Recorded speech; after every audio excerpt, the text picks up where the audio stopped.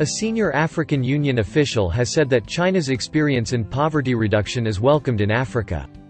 Josepha Sacco, African Union Commissioner for Rural Economy and Agriculture, told Xinhua that Africa should replicate China's successes towards reducing poverty, with a particular emphasis on rural development. It's very important from their experience because I had the opportunity to go to China and I saw the way they transform the rural area in urban area.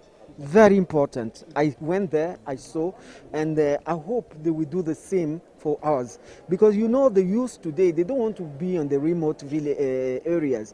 They want to have life even in the village, the way they did it in China. And this could, alleviate poverty because it creates a job, because it's not only the agricultural activity, but there are others, so there's a lot of opportunity. So the way they did their poverty reduction program, it's really welcome to Africa. It is really in the area of rural development. They have to bring infrastructure and knowledge, and technology.